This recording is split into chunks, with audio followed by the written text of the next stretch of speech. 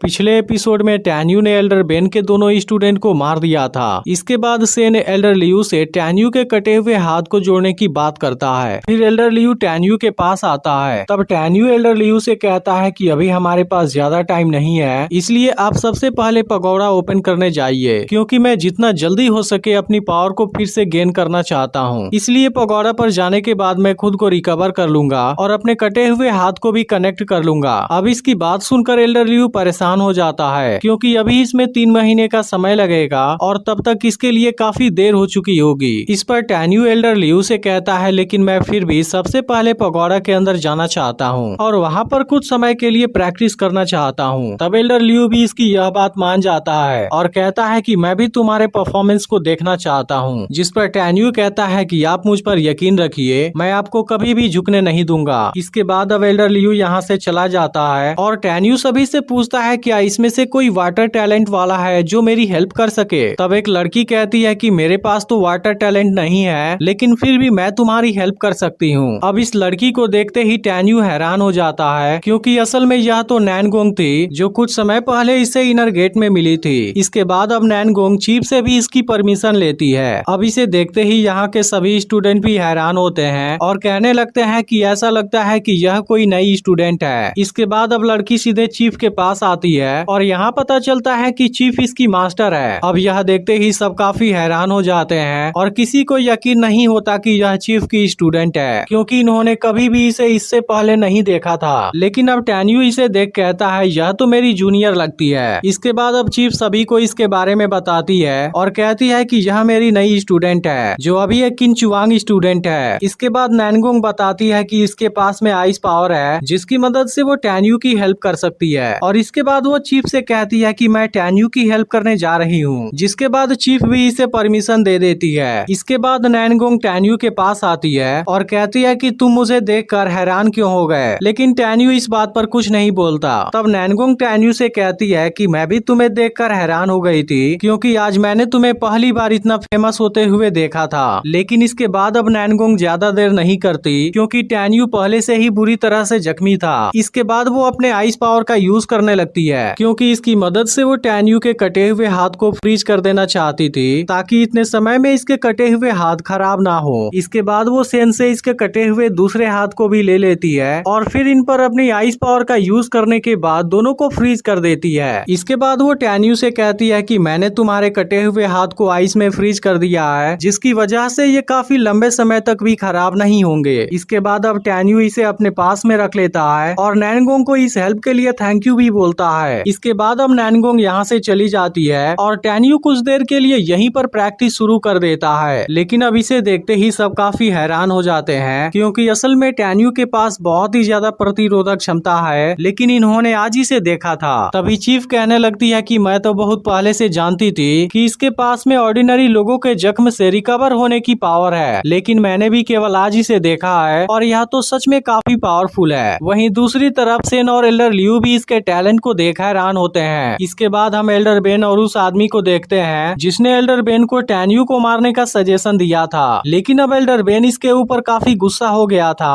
और कहने लगता है कि अगर तुमने नहीं कहा होता कि वो दोनों टैन्यू को मार सकते हैं, फिर आज उनकी मौत नहीं हुई होती। तभी आदमी एल्डर बेन से कहता है कि लिन चियाओ ने कहा था वो आपको इसका आंसर देगा। इसके बाद अब एल्डर बेन भी शांत हो जाता है और इस आदमी को अपनी जान बचाने के लिए एक और चांस देता है। इसके बाद अब एल्डर बेन यहाँ से चला जाता है, लेकिन अब आदमी भी काफी गुस्सा हो गया था। वहीं दूसरी तरफ एल्डर बेन ने लाइट हाउस के फॉर्मेशन को शुरू कर दिया था और अब इसके लिए सभी पार्टिसिपेंट्स को तैयार हो जाने के लिए बोल देता है। यह सुनते ही अब टैन्यू भी प्रैक्टिस बंद कर देता है और यहाँ पर आ जाता है। जिसके बाद चीफ सभी स्टूडेंट से कहती है कि मुझे तुम्हारे परफॉर्मेंस के देखने का इंतजार रहेगा, जिस पर सभी स्टूडेंट कहते हैं कि हम आपको निराश नहीं होने देंगे। वहीं अब एल्डर लियू भी यह सारी चीजें देख रहा था और इसके बाद वो अपने क्लीनिंग फायर के फायर एट्रीब्यूट को निकाल लेता है, लेकिन यह चीज केवल उसे मिलने वाला था जो लाइट हाउस के 100 फ्लोर पर चढ़ जाएगा। यह सुनकर अब सभी स्टूडेंट इसके लिए तैयार हो जाते हैं, लेकिन तभी दूसरा एल्डर लियू से कहता है कि मुझे तुम क्यों नहीं बताते